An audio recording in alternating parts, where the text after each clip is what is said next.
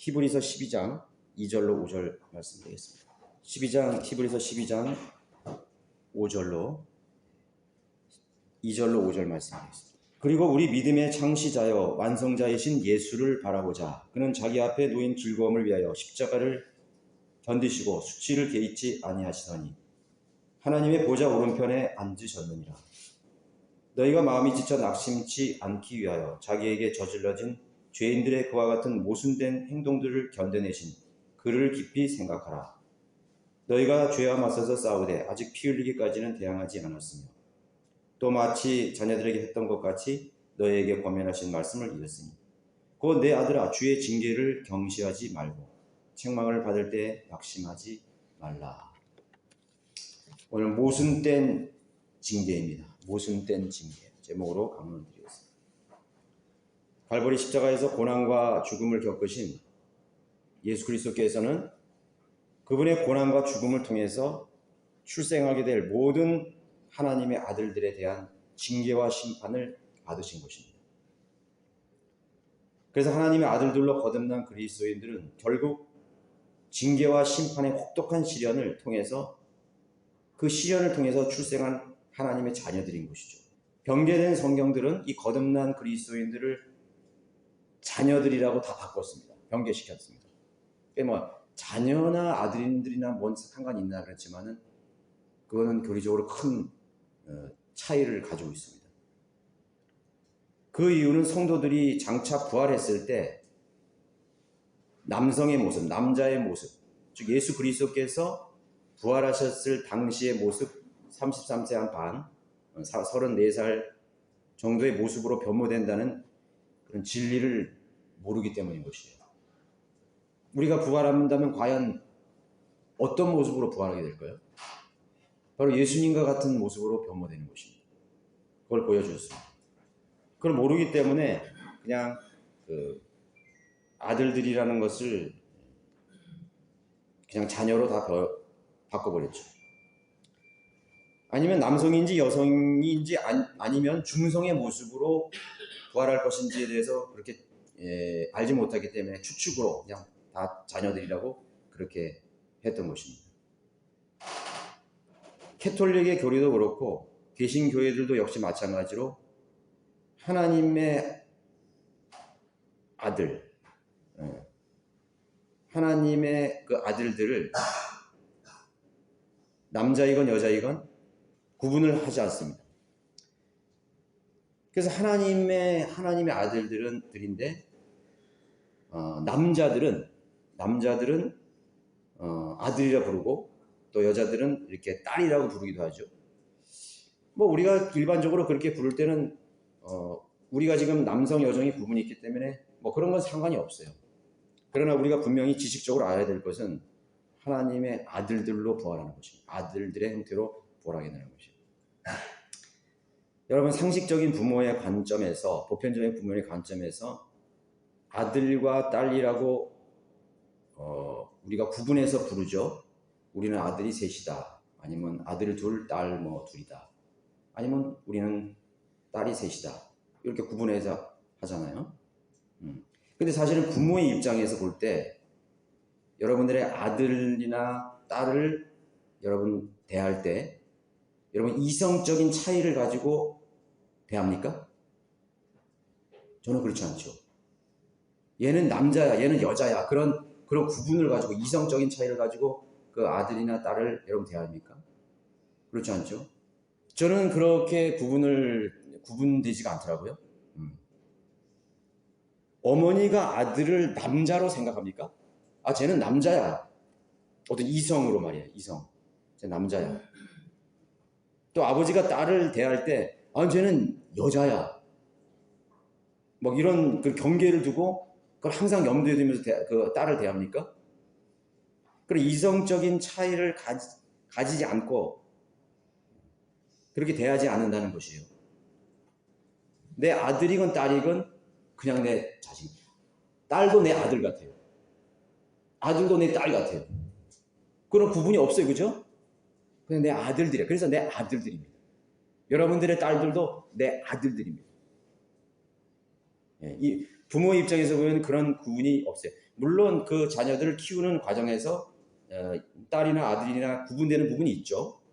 그런 거는 이제 그렇게 두는 것입니다. 생물학적 그런 차이를 가지고 두이지만 부모의 입장에서는 아들이든 딸이든 아무 상관이 없어요.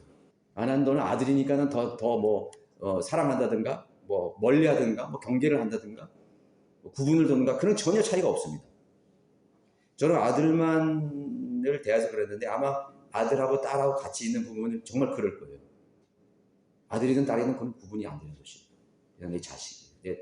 딸도 내 아들 같고 똑같은 거죠. 그런 구분이 없는 것이죠. 하나님께서 성령으로 출생한 그리스도인은 하나님의 아들들로 불렀죠. 여러분 부모의 입장을 한번 생각해 보세요. 하나님의 아들들. 내 딸도 그냥 아들과 똑같은 존재예요.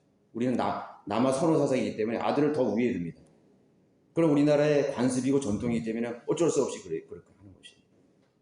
그러나 딸 자식도 내 아들과 동등한 그런 사랑의 깊이와 분량을 가지고 있는 것이죠. 그래서 거기서 오는 아픔들이 있어요. 아픔들이 있었습니다. 우리나라 옛 전통들이. 그러나 우리가 성경 안으로 들어왔을 때는 그것이 아닙니다. 우린 자유롭습니다. 주님의 입장에서는 모두 아들들인 것입니다. 여러분 여기 자매들도 하나님께서 여러분들을 아들들로 대화하십니다. 그 위치에 있는 것입니다. 아들들로 대화하십니다. 로마서 8장 14절에 무릇 하나님의 영으로 인도함을 받는 이들은 곧 하나님의 아들들이니라. 하나님의 영으로 인도받는 성령으로 거듭난 그리스도인을 그를 영접하는 사람들에게는 하나님의 아들들이 되는 권세를 주시겠다. 모두 아들들. 만약에 거기에 딸들이 되겠다면 차별을 둔 어떤 개념을 가질 수가 있는 것입니다. 근데 성경은 모두 다 아들들이에요. 거듭난 우리 자매들도 하나님 보시기에 아들들이에요. 그리고 부활할 때도 자매들은 33세 반에 예수님의 모습의 형체로 부활하게 되는 것입니다. 여기 본문 히브리서 12장에서도 자녀된 성도들을 여기 어떻게 부르고 있습니까? 여러분 5절에 한번 보세요. 또 마치 자녀들에게 했던 것과 같이 너희에게 범행하신 말씀이 있으니 곧 내 아들아. 내 아들아. 그러면 자매들은 빠지는 거예요? 아니죠? 내 아들아. 우리 자매님들도 하나님 보시기에 내 아들아. 너는 여자야. 너는 이렇게 하등으로 대하지 않는 것이. 하나님의 예비하신 놀라운 유업을 함께 나눌 하나님의 아들들이에요. 또 6절에서 그랬죠. 주께서 그의 사랑하시는 자를 징계하시고 그가 받으시는 아들마다 매질하시는 거예요. 아들들에게. 7절에서도 마찬가지예요. 너희가 징계를 견디려면 하나님께서 너희를 아들들로 대우하실 것이니. 아들들로 대우한다 그랬잖아요. 그러면 자매들은 빠지는 것입니까? 해당이 안 되는 것입니다. 절대 그렇지 않습니다. 성령으로 거듭나고 인도받는 모든 우리 성도들, 하나님의 자녀들, 하나님께서 아들들이라고 부르고 계신 것입니다. 여러분 이 호칭에 대해서 혼돈이 없기를 바라는 것입니다. 자, 본문으로 돌아가서 그리스도인들이 마땅히 알고 받아들여야 할 아버지의 징계와 책망을 소홀히 여기지 말라고 권면하고 있습니다. 우리는 인생을 살면서 크고 작은 일들을 많이 겪게 되는데 그러한 일들이 우연한 일들이라고 생각하면서 살아왔을지 모르겠습니다. 또 그렇게 여기며 살 수도 있어요. 내게 일어난 일들이 그냥 사고처럼, 그냥 해프닝처럼 우연히 다가온 운과 같은 것이라고 여기며 살 수 있는 것입니다. 특별히 힘들고 고통스러운 또 외면하고 피하고 싶은 고난과 역경, 아픔에 대해서 이건 내가 너무 운이 없는데, 너무 복이 없는데 내 팔자가 이렇게 사나운가? 그렇게 우리가 말을 하죠. 우리가 그런 어떤 타성에 젖은 개념들이 항상 머리에 있어요. 그걸 벗어버려야 돼요. 또 타인이나 자신의 무능력을 자책합니다. 내가 왜 하필 그렇게 그랬을까? 저 사람이 왜 내 인생에 끼어들어서 이런 일이 있을까? 내 저런 사람을 만났을까? 또는 환경과 상황을 원망합니다. 원망하고 불평할 때가 많이 있죠.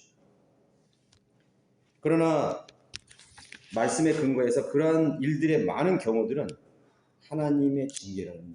하나님께서 그걸 책망하시는 거죠. 그런 사람들, 그러한 일들, 그러한 사건들, 그러한 어려움들은 하나님의 손길이라는 거죠. 하나님께서 책망하시거나 징계하시는 하나님의 인도하심이라는 것을 여기서 우리는 진리가 없는 교회에서 많은 시간을 보냈기 때문에 바른 성경적 가르침에 대해서 생소할 수 있습니다. 하나님 절대로 그리스도인들에게 고난을 주시지 않아요. 하나님 절대로 우리를 아프게 하시지 않아요. 하나님은 우리를 항상 성공 가도의 길로 항상 인도하시고 실패의 길을 인도하시지 않아요. 몸이 아픈 것도 아니야. 그래서 무조건 마귀가 줬다고 생각합니다. 물론 마귀가 공격하는 경우도 많이 있습니다. 그러나 마귀의 공격조차도 하나님이 허락하시는 것입니다. 욥의 고난을 마귀가 함부로 자신이 결정할 수 없습니다. 최종 결제자는 누구예요? 하나님이시에요. 하나님께 물어야 돼요. 마귀도 그래요. 하나님, 이 사람 내가 칠까요? 공격할까요? 하나님께 묻습니다. 그럼 하나님이 보시기에 합당한 허락하시는 것입니다. 그래야 그 사람이 죄 가운데 있다든가 하나님 불순종에 있다든가 그러면 마귀가 공격할 수 있는 빌미가 되는 것입니다. 그러나 최종적인 결정을 하시는 분은 하나님이시죠. 하나님이 허락하시는 것입니다. 그래서 하나님 모든 것이 형통하고 건강하고 기도가 응답되고 그렇게 가르치는 비성경적 가르침에 대해서 우리가 항상 있어 왔기 때문에 우리가 커다란 성경적인 하나님의 가르침 앞에서 커다란 차이점이 있기 때문에 혼란스러울 수도 있는 것입니다. 그러나 성경이 말씀하시는 바에 새로운 믿음의 기준을 우리는 세워가야 됩니다. 우선 우리는 하늘에 계신 아버지의 징계와 책망을 진지하고 심각하게 고려해보지 않는다는 것이죠. 그러나 우리는 그것을 심각하고 진지하게 고려해야 됩니다. 내 아들아, 주의 징계를 경시하지 말라. 경시해야 한다는 거예요. 하나님이 내리시는 징계를 우리가 쉽게 간과해버립니다. 소홀히 여깁니다. 그래서 경시하지 말라 그랬습니다. 책망을 받을 때 낙심하지 말라. 우리는 여러 번 낙심하고 주저앉았습니다. 그리고 방황했습니다. 절망했습니다. 그리고 어떤 사람은 그 낙심과 절망에서 절대로 일어나지 못하는 것입니다. 그러지 말라는 거예요. 책망을 받을 때 낙심하지 말라. 하나님께서 우리에게 내리시는 징계의 매를 경히 여기지 말라요. 그러한 역경과 고난과 내가 바라지 않는 환경이 닥쳤을 때 그것을 쉽게 내가 운이 나빠서라고 그렇게 경시하지 말라요. 하나님께서 나에게 내리시는 하나님과의 관계 속에서 내리시는 그러한 하나님의 깊은 징계라는 것을 책망이라는 것을 심사숙고하라는 것입니다. 그리스도인들이 영적 악의로부터 그리스도의 군사와 영적 거장이 되기까지가 매우 어려운 이유가 원인이 거기에 있는 것입니다. 믿음이 성장하지 않고 우리 개개인의 그런 믿음의 연령들, 영적 나이들이 성장을 해야 나이를 먹어가야 되잖아요. 그래 항상 베이비 크리스천이에요. 베이비 크리스천은 어떻습니까? 육신적이 되고 싶습니다. 육신적인 그리스도인들은 베이비 크리스천이 되고 싶습니다.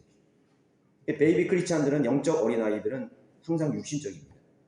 그래서 성장하기가 더딘 것입니다.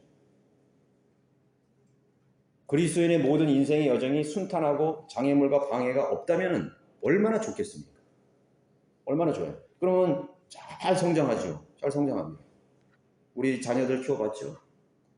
그래서 어른들이 그럽니다. 저도 아이들이 아프고 막 열날 때 어른들이 그러더라고요. 놀라지 마세요. 성장하는 과정입니다. 그걸 이겨내야 됩니다. 그렇게 안심시키더라고요. 정말 그렇게 했어요. 아이들이 유년기 시절 때는 병원을 얼마나 많이 간지 몰라요. 감기도 잘 걸리고 다치기도 잘 다치고 그렇게 성장했어요. 그러나 점점 병원에 가는 횟수가 줄어듭니다. 장성하는 거죠. 뭐 그렇다고 해서 뭐 병원 안 가는 건 아니죠. 성장할 때까지 계속 우리는 어려움이 옵니다. 우리 그리스도인도 마찬가지죠. 우리의 믿음이라는 것은 공장에서 뚝딱 만들거나 찍어내는 그런 과정이 아니에요. 성인들을 믿는 그리스도인들은 이렇게 해서 이렇게 다니고 뭐 성경 공부 이렇게 하고 이렇게 하면 금방 그리스도의 군사가 되고 일꾼이 된다. 그런 과정이 절대 아닙니다. 교회만 열심히 다닌다거나 성도들을 믿는 교회에 우리가 들어왔다고 해서 성도가 되었다고 해서 시간만 지나면 성숙한 성도가 되는 것이 절대로 아니라는 것이죠. 아버지와 아들의 관계, 아버지와 아들의 관계 안에서 양육되는 과정과 동일합니다. 여러분, 육신의 아버지는 자녀들을 잘 이해하지 못할 때가 많아요. 저도 우리 자녀들을 다 안다고 생각하지만 다 몰라요. 점점점 더 몰라요. 내가 마치 다 아버지가 부모가 된 사람들은 자녀들을 모든 것을 이해하는 것처럼 할 때가 있습니다. 그렇지 않아요. 그럼에도 불구하고 우리는 자녀들을 육신의 부모, 우리의 부모들도 사랑으로 자녀를 양육했습니다. 그 양육의 과정에서 많은 징계도 받고 책망이 필요할 때가 생기는 것입니다. 저희 세대는 저 같은 경우도 부친으로부터 정말 많은 매를 맞았습니다. 매를 너무나 많이 맞았어요. 그 맞던 기억이 많이 있습니다. 그런데 그런 많은 징계 속에서 제가 정말 받아들일 수 없는 징계도 많았어요. 도대체 아버지는 왜 이런 문제까지 나를 때리시는 거예요? 나를 징계하는 거예요? 나를 책망하시는 거예요? 그럴 때가 많았다고요. 그럼에도 불구하고 아버지는 나를 사랑하셔. 내가 잘 되길 바라고. 그거 한 가지 이유만으로 저는 그 매와 징계를 받아들인 것입니다.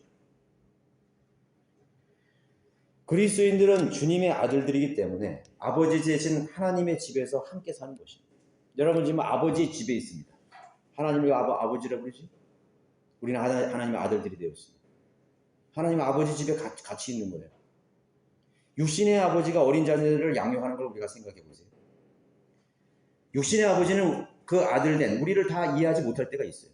그럼에도 불구하고 사랑의 징계를 하고 책망하십니다. 하나님은 전지전능하신 우리 아버지세요. 여러분들을 한순간도 놓치지 않으십니다. 여러분의 생각을 한순간도 놓치지 않아요. 여러분의 안고 일어는 발걸음을 한순간도 간과하지 않습니다. 여러분들의 모든 의도들을 다 알고 계십니다. 그 아버지와 관계 속에 있는 것입니다.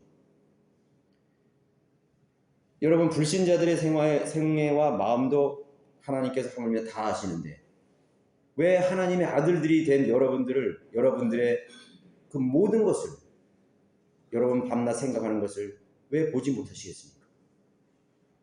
마음의 의도와 생각들조차도 알고 여러분의 미래도 다 아십니다. 내일 일어날 일이 무엇인지를 하나님 다 알고 계시는 것입니다. 최선의 길로 인도하시고자 할 때 하나님께서 여러분들을 최선의 길로 인도할 때 그 위대하신 하나님께서 그 사랑이 풍성하시고 의로우시고 또 자비가 풍성하신 그런 아버지의 마음으로 여러분을 인도하실 때 그 최선으로 인도하시려니까요. 그런데 그 불순종과 거부에 대해서 하나님께서 어떤 선택을 하실까요? 우리 아들들의 무지와 어리석음에 대해서 또 의도적인 반항과 세상 가치관과 생활 방식에 대해서 하나님 어떻게 여러분들을 이끌어 가셔야 되겠습니까? 인간에게 고집이 있죠. 자기 자신만의 자기 스스로 세운 의의 기준이 있습니다. 자기 기준들이 다 있습니다.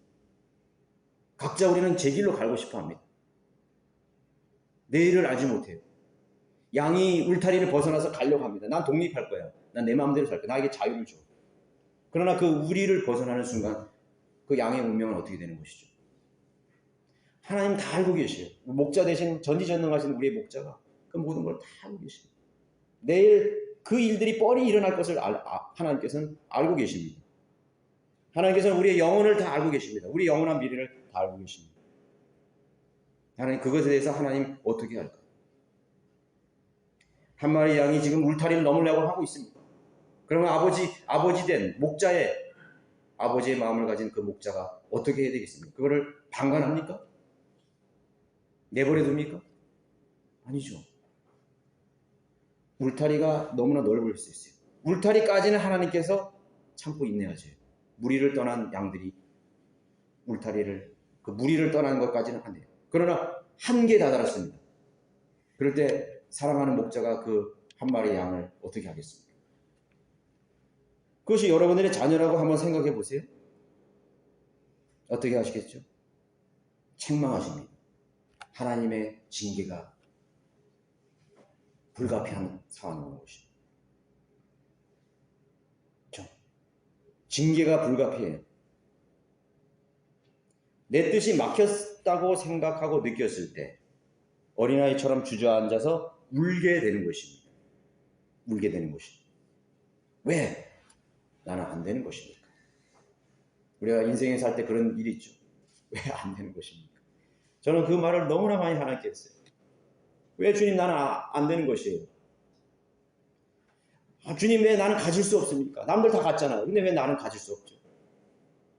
그것이 무엇이든 됐던 저는 그런 기도를 많이 했습니다. 왜 저는 하나님 앞에 여기서 실패해야 되는 겁니까? 왜 주저앉아야 되는 겁니까? 심지어는 내가 주님을 위해서 한 것인데 주님을 위해서 하려고 했는데 왜 막히는 것입니까? 왜 내 기도는 응답이 안 되는 것이죠?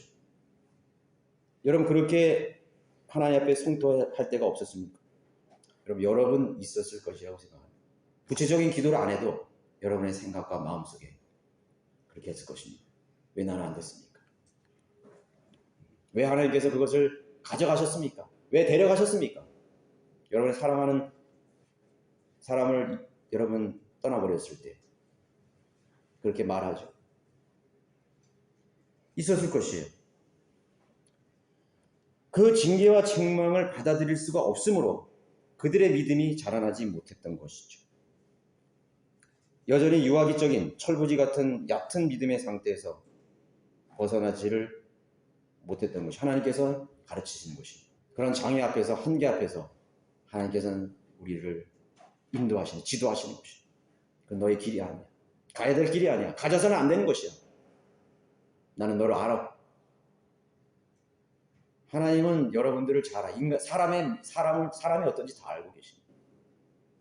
사람이 뭔가를 가졌을 때 어떤 일이 벌어지는 걸 아는 것이에요. 어떤 사람들은 가져도 되는데 어떤 사람은 가지면 안 되는 거예요. 그렇죠? 어린아이가 칼을 가졌다. 어떻게 되는 거예요? 위험하잖아요. 이거 뺏는 거예요. 왜 나는 안 되는 겁니까? 아버지는 갔지만 형은 가졌는데 왜 나는 이거 안 되는 거예요? 그렇게 문화가 똑같아요. 두 번째는 징계와 책망을 견딜 수 있는 비결을 제시하고 있습니다. 그 징계와 책망을 견딜 수 있는 비결. 하나님께서 우리에게 징계를 내리시고 또 우리에게 책망하실 때 아픔과 역경, 그것이 바로 아픔과 역경이에요. 그죠? 그걸 우리가 어떻게 견디는지 비결을 말하고 있습니다. 12장 2절에 보시면은 그리고 우리의 믿음의 창시자요 완성자이신 예수를 바라보자. 예수를 바라보라고 그랬습니다. 그게 답입니다. 그리고 그거에 대해 설명하겠습니다. 뭐 어떤 걸 바라보? 예수님은 믿음의 창시자요 완성자로 했습니다.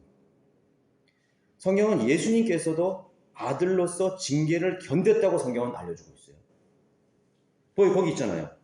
그는 자기 앞에 놓인 즐거움을 위하여 십자가를 견디시고 수치를 개의치 아니하시더라. 하나님의 독생자인 예수님께서도 혹독한 징계를 받았다는 거예요. 혹독한 징계를 받았다. 그 혹독한 징계를 견뎌내서 믿음의 창시자가 되셨고 완성자가 됐다는 거예요.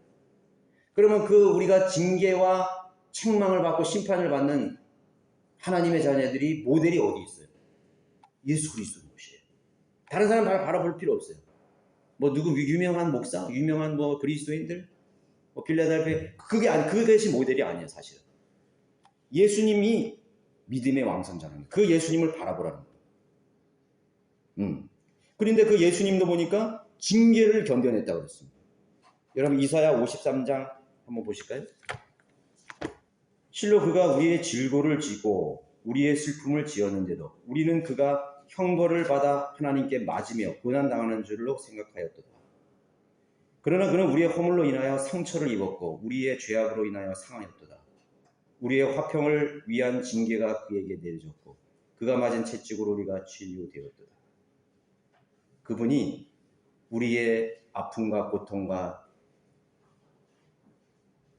진료를 위해서 징계가 그에게 내려졌다는 거예요. 징계.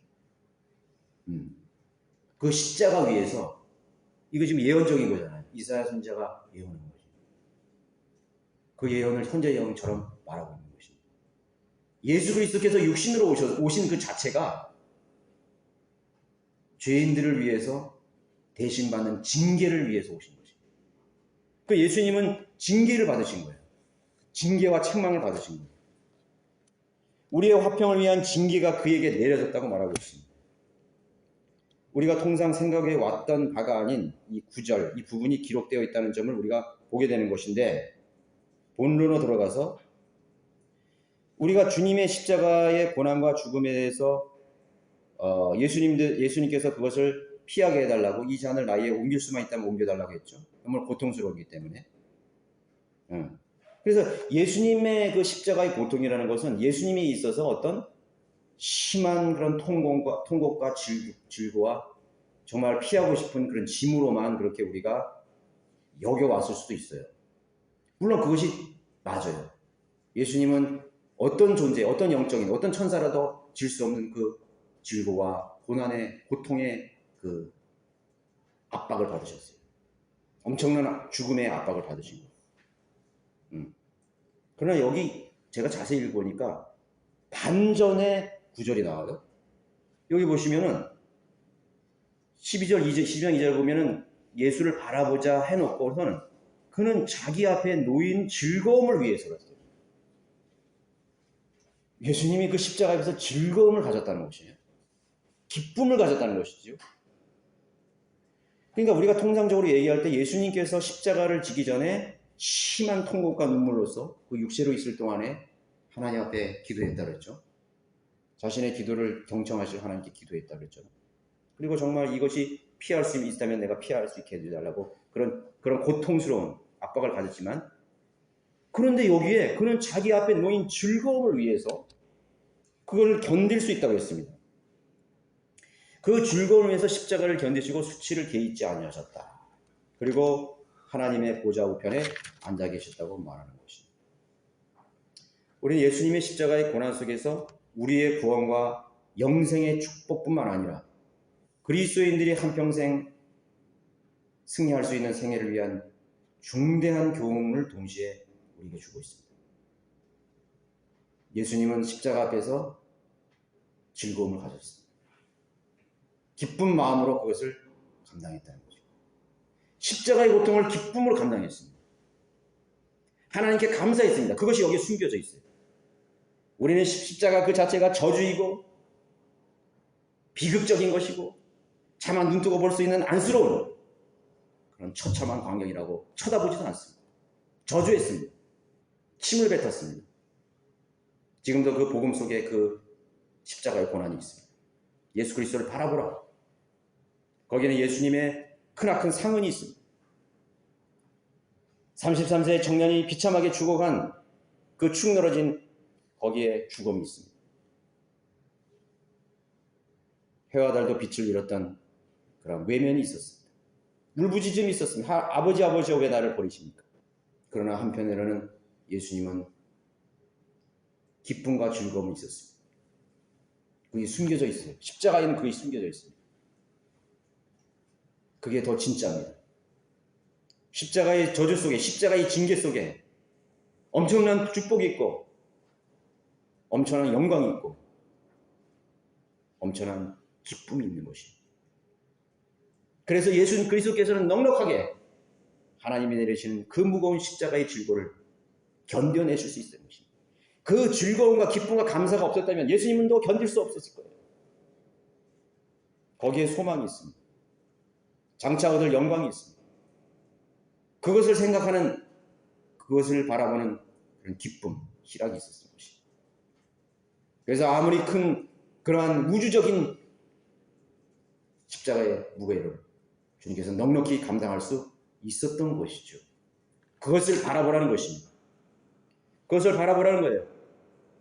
그 믿음의 창시자의 완성자인 예수를 바라보는데 그 내용이 뭡니까? 그는 자기 앞에 놓인 즐거움을 위해서 십자가를 견뎌냈다고 했습니다. 견뎌냈다고 했습니다. 3절에는 너희가 마음이 지쳐 낙심치 않기 위하여. 마음이 지쳐나 언제 낙심한다 그랬나요? 여기 아까 여기 언제였나요? 너희가 징계를 받을 때, 응?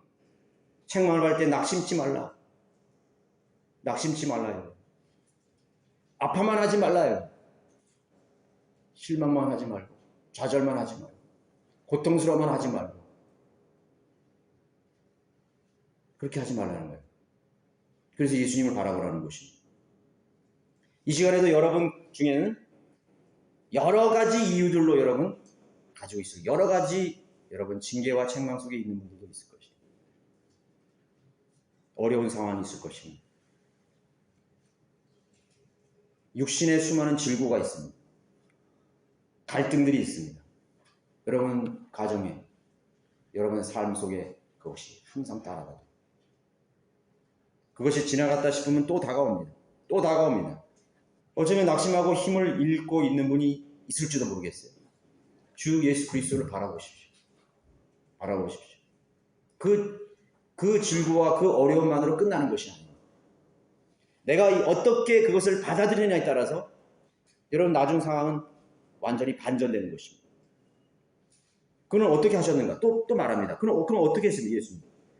자기에게 저질러든 죄인들의 그와 같은 모순된 행동들을 견뎌내셨다고 말하고 있습니다. 낙심하지 말아야 될 이유가 뭐냐면, 예수님을 보고 낙심하지 말아야 될 이유가 뭐냐면, 그분은 자기에게 저질러진 죄인들의 그와 같은 모순된 행동들을 또 견뎌내신 거예요. 두 개를 다 견뎌내신 거예요. 하나님이 내리시는 인간의 죄인들을 위해서 내리시는 하나님의 심판을 즐거움으로 견뎌내셨고, 또 땅을 보니까, 세상을 보니까 자기에게 저질러진 그 죄인들이 말도 안 되는 그러한 모순의 행동들을 또 견디줘야 했다는 거죠. 그분이 당하신 징계는 부당한 대우였죠. 그분은 그 징계를 받을 아무런 이유가 없어요. 마땅히 받으셔야 했던 공로에 대한 대우를 받으셔야 됐다는 거죠. 자, 예수님께서 지금 누구를 위해서 죽으시는 거예요? 누구를 위해서 징계를 받는 거예요? 누구를 위해서 그 엄청난 가중된 압박을 받으시는 것입니다. 누구를 대면해서 그렇게 울부짖는 것입니다. 하나님 앞에. 죄인들을 위해서 죽는 거 아니에요. 죄인들을 위해서. 이 지상에 살고 있는 이 인류를 위해서. 자기가 그토록 구원하려고 했던 그런 유대인들을 위해서, 자기 백성 이스라엘 백성을 위해서 지금 십자가에 달리는 거 아니에요. 그 유대인들을 통해서 전파되는 복음을 통해서 구원받을 이방의 모든 민족들과 그 혼들을 위해서, 죄인들을 위해서, 인류를 위해서 예수님께서는 피를 흘리시고 마지막 숨을 지금 쉬고 있는 거 아니에요. 그런데 그 대상자들이 그 혜택을 받은, 그 은혜를 받은, 엄청난 복을 받을 그 죄인들을 위해서 대신 죽었는데, 그 죄인들이 지금 어떻게 하고 있는 것이에요? 지금 이 인류가 어떻게 하고 있죠? 예수님을 어떻게 대하고 있죠? 엄청난 부당한 대우죠. 말도 안 되는 모순된 행동이죠. 내가 너희들을 위해서 대신 지옥에 갔어. 내가 너희들을 위해서 엄청난 매를 맞았어. 200대가 먹는 그 로마의 잔인한 채찍을 견뎌냈어. 십자가를 내렸어. 못을 박혔어. 옆구리에 창을 빌려서 물과 피를 다 흘렸어. 벌거벗겨졌어. 그분은 하나님의 아들이에요. 누구를 위해서 한 것입니까? 그것이 복음이에요. 그 복음을 받아들이는 이 세상의 모순된 상황을 보십시오. 누구를 위해서 했는데? 선택된 자들만을 위해서? 이스라엘 유대인들만을 위해서? 자기 백성을 위해서? 아니요. 이 악독한 모든 인류의 죄인들을 위해서 하나님께서 대신 십자가에 달렸는데, 그 영원한 불행을 바꿔주시기 위해서, 그 운명을 하나님께서 바꿔주시기 위해서, 그 십자가에서 하나님께서 놀라운 공로를, 누가 자기를 그렇게 부당하게 대우하고 있는 것입니다. 그게 얼마나 모순된 상황이에요. 모순되지 않아요? 근데 지옥 가지 말라 그러는데, 그들을 지옥까지 말게 하기 위해서 예수님이 십자가에 대신 징계받으셨는데 하나님께서 하나님 앞에 영원히 맞아야 될 그런 채찍을, 그 지옥의 형벌을 예수님께서 십자가에서 담당해 주셨는데 그 주인공들은 그걸 외면하고 침을 뱉고 저주하고 있는 것입니다. 얼마나 큰 모순이죠? 얼마나 아이러니해요. 그것이 이 세상이에요. 그것을 견뎌내셨습니다. 예수님께서 십자가에 못 박으셨을 때, 오 아버지여, 저들을 용서해 주십시오. 저들은 하는 일을 모릅니다. 얼마나 어처구니가 없어요. 자기 백성을 잃어버린 한 마리 양을 찾아서, 그 집 나간 자식을 찾아서, 그렇게 이 땅에 오셔서 영광의 보좌를 찾아서 완 그 예수님. 유대인들은 다 거절한 것이. 그리고 그 예수님을 은 30에 팔아서 로마에 팔아버렸어. 예수를 십자가에 못 박으시오. 그들을 위해서 왔건만, 그들을 위해서 피를 흘려서 모든 것을 다 주고 왔건만, 오히려 그 자식들은 십자가에 못 박으셔서 죽여버리소서. 이 얼마나 큰 모순이에요. 참 생각하면 어처구니가 없죠. 우리가 예수 그리스도를 믿었다는 것은 참으로 이것조차 기적적인 것이 없어요. 이것조차 기적적이 없는 것이에요. 세상 사람들이 여러분을 바보라고 생각하십니까? 아니, 우리가 정상이에요. 그들이 이상한 거지. 미쳐버린 세상이지. 미쳤어. 전부 다 미친 세상이에요. 성경은 미쳤다고 그랬잖아요. 온전한 사람이 없어요. 그것을 예수님은 견디셨습니다. 그것을 견디셨어요. 자기에게 저질러진 죄인들이 그와 같은 모순된 행동들을 견뎌내신 그를 깊이 생각하라. 여러분들이 징계받을 때 견뎌내지 못할 이유가 어디 있어요? 그래, 나는 내가 잘못해서 징계받는 거야. 내가 이 생활이 어려운 거는 내가 뭔가 잘못했겠지. 내가 어디서 이유를 찾아? 다 내 탓이야. 내가 부족했고, 내가 불순종했고, 내가 무지했고, 내가 어리석었기 때문에 내가 이 징계와 책망을 받는 것이야. 견뎌내세요. 모순이 아닙니다. 우리 삶에 어려움이 있고 역경이 오는 것은 절대로 모순이 아니에요. 하나님, 내는 왜 이것이 안 되니까? 안 될 이유가 있었던 것이 모순이 아니에요. 하나님 왜 안 주신 것입니까? 모순이 아니에요. 당연한 거예요. 하나님 우리를 당연하게 주시는, 그렇게 하신 것입니다. 예수 그리스도를 바라보십시오.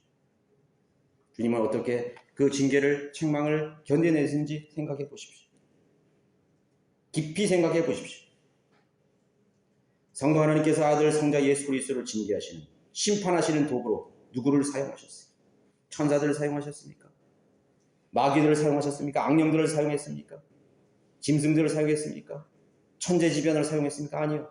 피조물인 인간을 심판의 도구로 사용하셨다는 점은 우리가 깊이 여러분 한번 생각해 본 적이 있나요? 깊이 생각해 본 적이 있어요? 없죠. 그걸 견뎌내셨습니다. 우리는 핑계할 이유가 없습니다. 유대인들의 배신과 로마라는 이방을 통해서 저주와 심판을 내리는 도구로 사용하셨다는 것이죠. 그 모순을 견뎌내신 것이죠. 그래서 우리는 우연으로 치고, 내가 그걸 우연히 다가온 나의 해프닝이라고 생각한다면 그거는 모순이라고 말하는 것과 똑같은 것이에요. 예. 이건 아닙니다. 이건 있을 수 없습니다. 그렇게 부인하지 못하는 것이에요. 하나님이 왜 나를 책망하시는가? 왜 나에게 아픔을 주시는가? 왜 고통을 주시는가? 나를 위해서 해주시는 것입니다. 조급한 우리의 인내가 없는, 오래 참지 못하는 우리의 성정을 아시기 때문에 하나님께서는 인내를 배우시게 하는 것입니다. 믿음의 성숙한 인격이라는 것은 한두 가지가 있어서 되는 것이 아니에요. 구비되어야 되는 것입니다. 성령의 열매들이 구비되는 것입니다. 나를 저주하고 죽이는 범죄자들을 위해서 내가 죽었다는 사실, 얼마나 말이 안 되는 것이, 그걸 생각해 보라는 것입니다. 세 번째는 우리의 영원한 유익을 위해서 독생자를 징계하셨다면, 왜 내 인생 속에서 내리시는 성부 하나님의 책망과 징계가 얼마나 큰 복과 풍요한 하나님의 영광을 가져오지 않겠습니까? 예수님께서는 그 징계를 받을 때 즐거움으로 그것들을 견뎌냈다고 그러시죠. 모순된 행동이지만, 그래, 모두가 나를 부인하고 십자가에 못 박았지만, 내가 저들을 사랑했지만 그 사랑이 오히려 증오로 돌아왔고 미움이 돌아왔습니다. 그러나 자신의 그런 징계와 고난을 통해서 얻게 될 수많은 유익을 생각했습니다. 그것을 견뎌냈습니다. 그것도 내 자신이 아니라, 물론 주님도 영광스러운 부활을 했습니다. 그가 하나님이심을 증명했습니다. 죽은 자 가운데 살아나셨습니다. 영광 가운데로 올리셔서 여기에 보십시오. 예, 오른편에, 하나님의 오른편에 앉으셨습니다. 다시 오십니다. 그분은 다시 재림하십니다. 그것과 동시에 그 고난을 통해서, 그 자신의 징계와 심판을 통해서 얻게 될 수많은 유익을 얻게 되는 수많은 인류들, 그 죄인들이 돌아갈 그런 영생과 영광을 생각해 볼 때 즐거움으로 그것을 견뎌냈던 것입니다. 하나님께서 우리에게 이 징계와 잠시 잠깐 여기서 내리는 견딜 수 있는 그 시험을 우리가 어떻게 받아들여야 되겠습니까? 우리의 유익을 위해서, 더 큰 우리의 영광을 위해서, 우리의 성숙을 위해서, 우리의 복을 위해서 하나님이 주시고자 하는 그 하늘의 풍성한 많은 선물들과 은사들을 우리에게 허락하시기 위해서 우리를 합당한 그릇으로 만들어가는 과정이라는 사실. 그래서 연단하시는 거예요. 그 매와 시련과 책망을 통해서 우리를 더 성숙한, 더 큰 그릇으로 우리를 연단하시는 것입니다. 여러분, 그릇이 크지 않으면 뭐 받지를 못하잖아요. 받지를 못하는 거예요. 큰 그물을 준비하고, 너 입을 크게 벌리라고 그랬잖아요. 그러한 제목으로 우리를 연단해 가시는 것입니다. 준비해 가시는 것입니다. 더 큰 복을 얻게 될 것입니다. 그래서 12절에는 뭐라고 말씀하고 있습니까? 그러므로 맥없이 처진 손과 쇠약한 무릎을 일으켜 세우라. 징계를 받을 때 맥없는 처진 손, 쇠약한 무릎. 11절에는 징계가 당시에는 즐겁지 않고 슬픈 것 같으나 후에 그로 인하여 훈련된 자들에게는 화평한 의의 열매를 맺느니라. 화평한 의의 열매를 맺느니라. 여기에 훈련이라고 했습니다. 독한 징계와 시련이 훈련인 것입니다. 화평한 의의 열매를 맺기 위해서 우리를 연단하시는, 징계하시는 것입니다.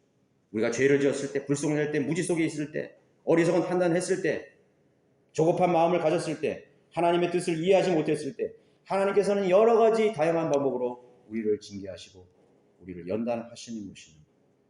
그래서 처진 손과 쇠약한 무릎을 이렇게 세우라고 했습니다. 여러분들이 어려워서 낙심할 것 같은 그런 일들 때문에 어떻게 보면 여러분 한 사람을 보면은 어떨 때는 좀 안쓰러울 때가 있어요. 저 가정은 저런 문제 때문에 좀 힘을 얻었으면 좋겠는데 자신감이 떨어져요. 자신감이 떨어지고 당당하게 얘기하지 못하고 앞에 가지 못하고 나는 이런 문제가 있는데 어떻게 내가 감히 하면서 자굴지심이죠. 자기 스스로를 깎아내고 자기를 비하하고 숨고 싶고 그럴 때가 많이 있습니다. 여러분, 교만이라는 것은 무조건 자기를 낮추는 게 아니에요. 겸손이라는 것은 자기 있는 그대로 그냥 보여주는 게 겸손이에요. 나보다 더 나를 과대평가하는 것 교만이죠. 분명히죠. 그러나 나를 더 과소평가하는 것도 교만이에요. 나를 어떻게 평가해요? 하나님, 나는 내 있는 자리 그대로 하나님 나를 보시는데 하나님이 보시는 그 이하로 자기를 비하시켜가지고 완전히 그냥 시궁창에 처박혀서 그렇게 자기를 생각하는 것이죠. 그래서 자의적인 겸손이라고 그러잖아요.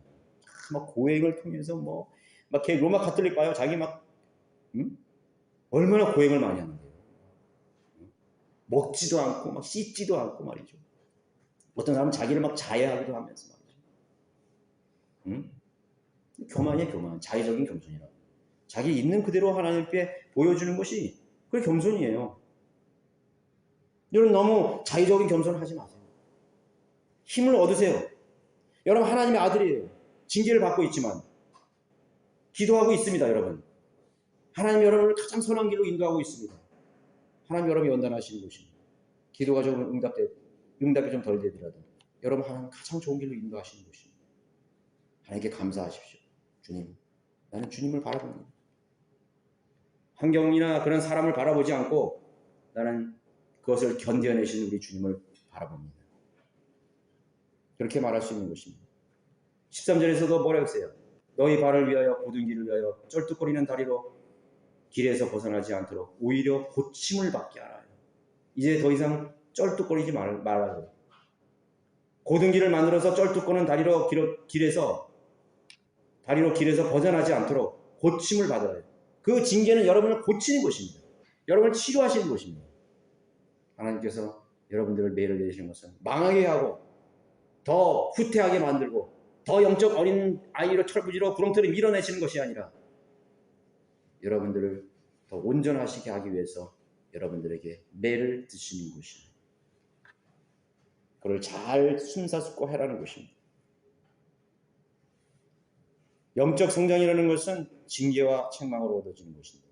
그 과정 속에서는 감사로서 즐거움으로써 징계와 심판을 견뎌내는 것입니다. 우리는 인간이기 때문에 갑작스럽게 다가오는 그러한 어려운 상황들에 놀라지 않을 수 없습니다. 우리는 당황하지 않을 수 없습니다. 초조하지 않을 수 없습니다. 그때 여러분의 시야를 놓치지 마십시오. 우리 주님 바라보십시오. 하나님께서 나를 보고 계시고 내 아버지 집에서 나는 거하고 있다는 사실을 기억하십시오. 나를 잘 아시는 분, 나의 모든 것을 잘 아시는 분, 하나님 그분을 신뢰하고 여러분 붙잡으시기 바랍니다. 누가 더 많은 징계를 받겠습니까? 어린 자녀들이 많은 징계를 받죠. 어리석은 자녀가 나이가 먹어도 어리석은 자녀가 더 많은 징계를 받죠. 그 징계가 필요하기 때문인 것입니다. 크고 작은 많은 그런 징계를 하나님께서 허락하시는 것입니다. 실망하지 마십시오. 나는 아직도 어리구나. 나는 아직도 덜 성숙됐구나. 그래 내가 좀 더 성장해야 돼. 아버지께서 나에게 이 사랑의 매를 나에게 주실 때 나는 좀 더 성숙해 가야 되겠구나. 여러분 그렇게 하나님 앞에 감사하시면서 달게 받으셔요. 그러면 하나님께서 고쳐주십니다. 더 큰 여러분들에게 복을 주시고 은혜를 주시는 것입니다. 여러분들이 무엇이든지 받을 만한 자격을 주시는 것입니다. 하나님 나는 물질이 좀 많이 필요합니다. 여러분 징계가 불가피합니다. 금방 안 주세요. 그런 것으로 하나님께서 인도하시기 위해서 징계하시는 겁니다. 물질을 여러분들이 컨트롤할 수 있는 능력을 주시는 것입니다. 가치관을 주시는 겁니다. 그 사람이 물질을 쓸 그런 자세가 안 돼 있어요. 가치관이. 그러면 그 사람은 뭐에 쓰는 거예요? 자기 자신을 위해서 다 쓰는 것입니다. 먹고 마시고 놀러 가고 흥청망청 다 내 거야. 내가 일어난 것이야. 안 됐죠? 그리스도인의 물질관이라는 것은 청지기적 가치관. 난 관리하는 것이에요. 그것을 유용하게 잘 써야 돼요. 뮤직한데 잘 써야 되는 것이에요. 여러분에게 건강을 주셨어요. 건강을 줬는데 하나님 어떤 사람들은 어린 사람들은 자신의 쾌락을 위해서 다시는 거예요. 여러분 이 세상 사람들이 건강을 하려고 하는 이유는 뭐예요? 죄 짓기 위해서 건강하려고 하는 거예요. 먹고 마시고 놀러 가고 자신의 육신적인 정욕을 마음대로 발산하기 위해서 건강이 최고야. 그렇게 살잖아요. 다 사람이 건강하면요 다 죄 짓게 돼 있어요. 돈 많으면 죄 짓게 돼 있어요. 세상 사람이 그런 거예요.